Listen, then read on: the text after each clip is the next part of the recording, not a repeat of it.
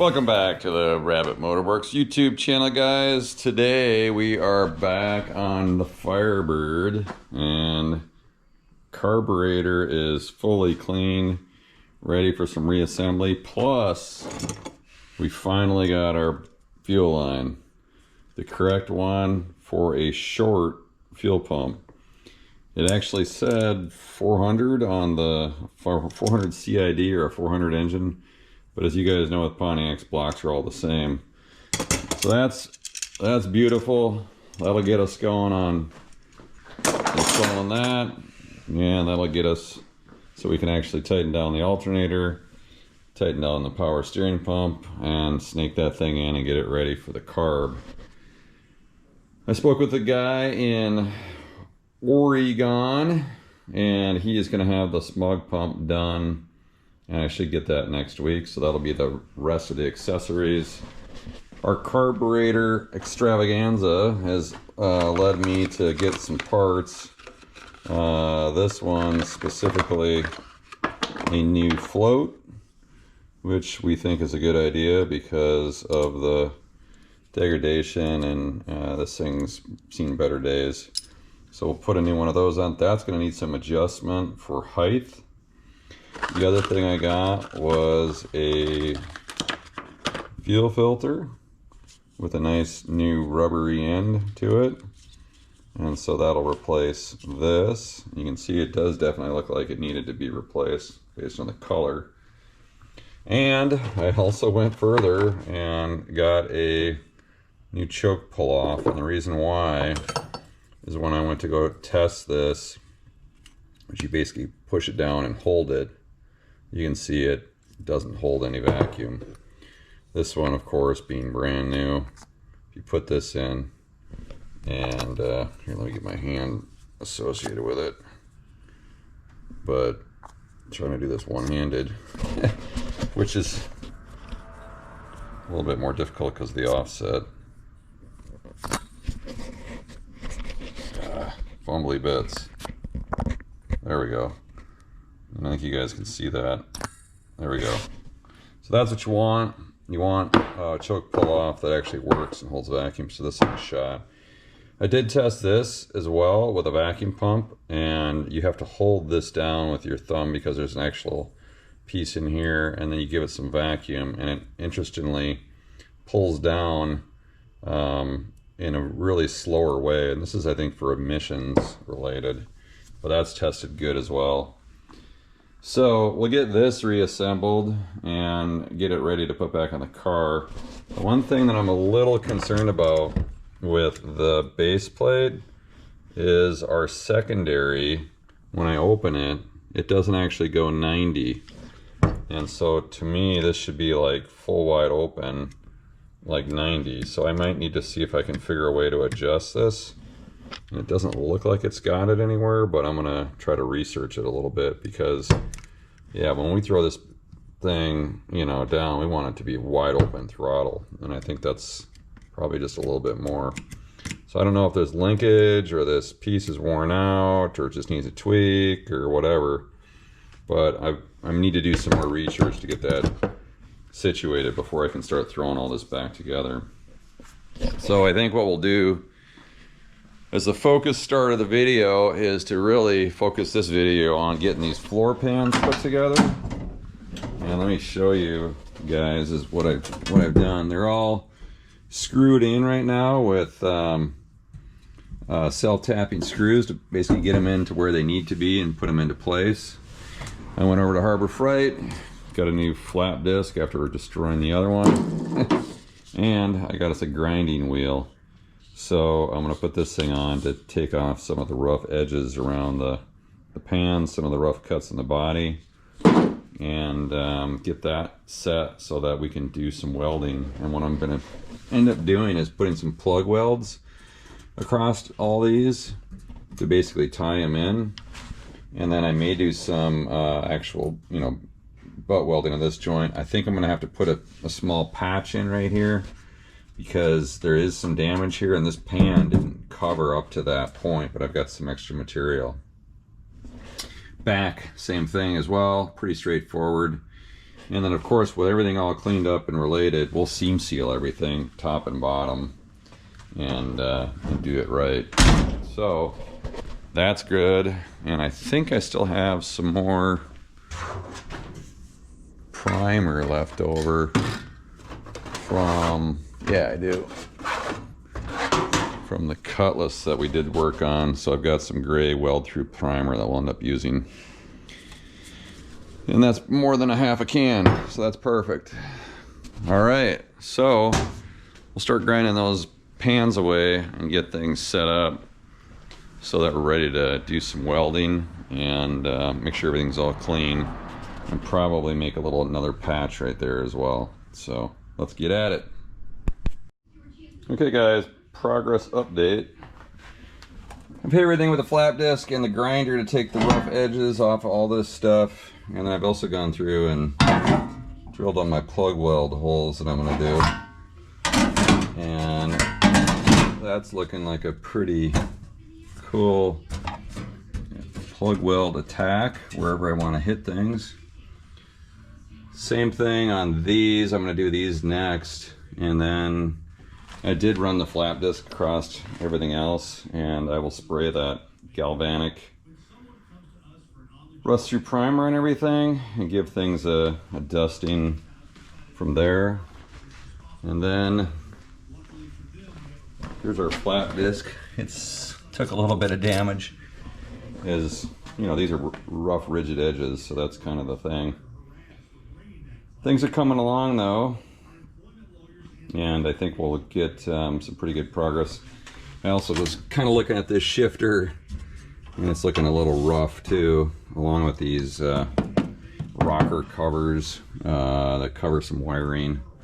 I gave this thing kind of like a dusting with the flap disc too, and I think I'll probably take these things off, spray paint them with that rust restorer, just to kind of clean things up and give it a more touched approach. Yeah, I think that's it so far. So let's get ready to throw some primer on this then. Here we go. Plug weld ready. Looking good.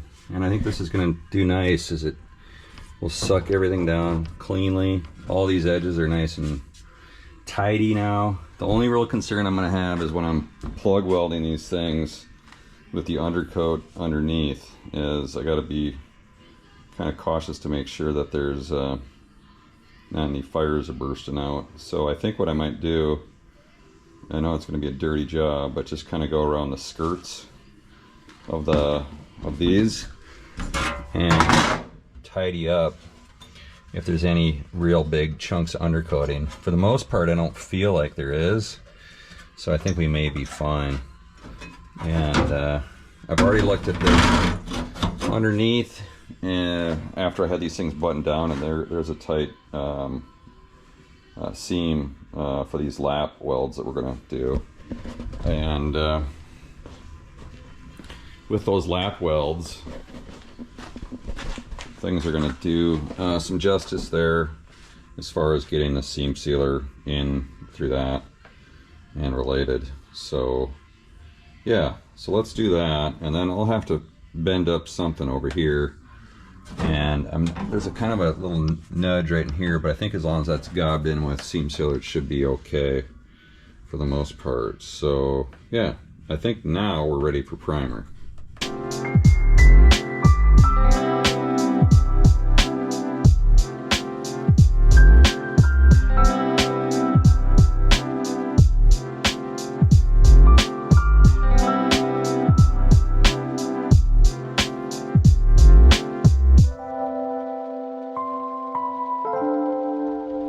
Okay, got the primer on. I dusted everything else with kind of a coating as well too, because I had plenty of that primer. I don't think it's going to hurt anything. It really just helps anyways, because it's galvanic, so it's going to prevent rust or stop things or slow them down. So this is good. Now we can actually do some putting the panels back in with the self-tapping screws, and once the self-tapping screws are in place, then we're ready to weld. So this is good. It looks a lot cleaner now. It's starting to give it you know, more of the next phase. I probably will take these off. I'll just probably wait until do those later, but each one of these panels is good to go. So let's put those things in and bust out the Harbor Freight 125 titanium, which I bought from my 71 Cutlass project. If you haven't seen that series or videos, go check it out. We use this to weld a lower quarter panel patch on the right front fender. That worked pretty well. So let's get ready to weld. Okay guys, I did a initial burn in on this first panel and everything's welded up. Some stuff looks pretty good, some stuff looks kind of eh. I'm still learning my welding skills, but it, for the most part, is in there. I see a couple of spots, like right here, there's a spot that I can see light coming through, so I'm gonna need to tap that one up a little bit more. But for the most part, they look pretty filled. Maybe here, but right here and here. So I think these are actually screws, and then there's one right there. So yeah, I'm just trying to get the puddle right, and yeah, some of these turned out really good. So just keep filling these up, and I'll go over to the next side and put that one on a time lapse for you guys.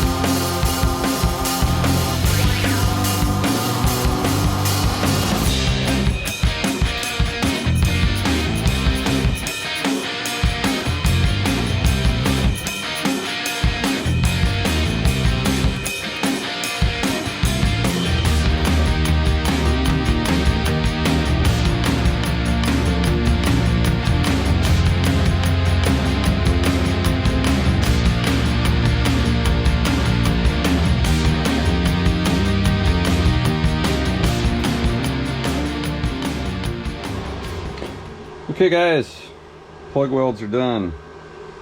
I had a little bit of challenge with back pulling up and this side right here, so I ended up putting some butt welds alongside that as well, just to strengthen it. It turned out pretty good, pretty happy with it. I missed one here, it looks like, so I gotta quickly nab that bad boy, and it looks like I need to put a little bit more right there. And then we gotta get a patch for this, so that'll be easy bend up. So I might just wait to fill these light holes here, and it looks like one right here as well. So that's either a burn through or related, but I'm starting to get a better feel for what it takes to get the puddle going to fill these up, so that's good. And I see one right there too, but for the most part it's turning out pretty nice, and I'm pleased with my skills as they are growing.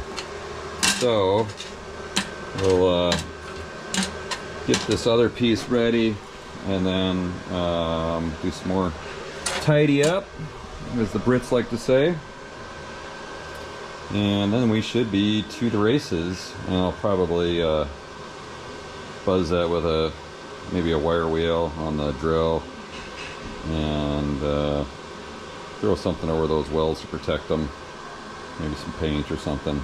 So especially this pan here, since I think that's just raw steel. I think it's got some kind of coating over it, but yeah, just to kind of clean it up.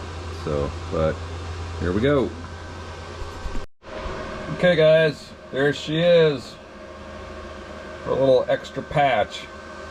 My welding's getting a little better, and it just takes practice. I was like trying to get more of a puddle here, and I'm like trying to go and whatever.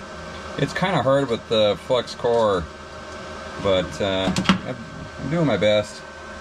I think everything's kind of buttoned up now, and so what I think I'll do is I'll kind of hit things with the flat disc and then bust out the seam sealer. But yeah, that's fine. I'm happy with that. That was the last of the rust holes coming through, so we're sealed. So let's do some seam sealing next. Here starts the seam sealing project. Finally found the caulk gun. Got some gloves, a couple of things that the sealing compound or AC Delco stuff. I used it on the Cutlass. It was good stuff. Got some paint thinner and a chip brush to throw away. That's to smooth it out. We'll do some of this and come back on camera. There's all kinds of stuff to fill all the way along here, all the way along towards the back. This seam right here, that seam over there. Of course, the new floor pan patches. And then hopefully I'll have enough to go underneath. I've already been underneath here, and it looks really tight, really good, so I'm pleased with that. I had to throw a booger weld on this spot right here, as there was a bit of like a rust hole starting, but it holds and it's sealed now, so we'll throw some stuff on it. Again, these are floor pans. I'm not too, you know, rattled if they're not perfect, and for what I'm doing, this is a huge time and money saver, and I'm learning stuff in the process. So yeah, so cut me a break guys if it doesn't look so hot, but I think it's good for me. So we'll go with it. I'm taking it.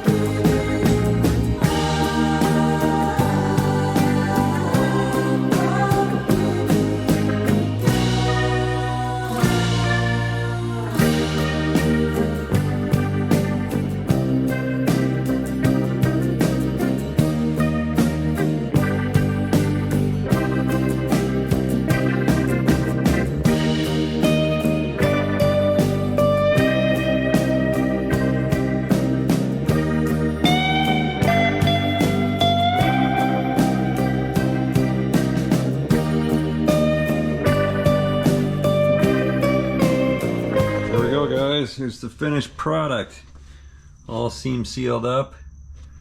The trick to putting this stuff on is spread it on with some paint thinner, and you keep the paint thinner on your brush so that it doesn't stick to the actual seam sealer.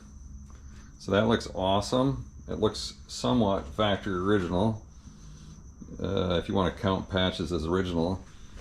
But let's look into the underside too. As you can see, I've got seam sealer underneath it as well. I did run out and I gotta get some more for that side, but this side is covered as well, so it's great. And then I also ordered some undercoating for this too. So it's going to get basically a nice coat of undercoating. It'll be pretty difficult to tell that these are there by the time this is all done. And that's what we kind of wanted to do. So, and the other big thing that we finished up was our carb reassembly. So I didn't do a video on how to put a Quadrajet back together. There's tons and tons of YouTube videos out. In fact, I watched one that was really good on G-bodies. This guy from a 79 G-body put one back together and took it apart, cleaned it all up in that. Probably the best one there. I'll probably link it in the description for those that want to take a look at it. It's a decent video to learn from. So now we've got everything we need to put this thing back on. We can hook this with the fuel line, connect it all back up, start wiring up all the rest of the vacuum lines, and I think we are near close to starting this thing on our next video. So I hope you guys all watched this one and enjoyed it, and stay tuned for the next one. We'll be definitely trying to start this bad boy up, get the rest of the stuff on it, underneath it, which is pretty easy going. But yeah, thanks for watching, guys.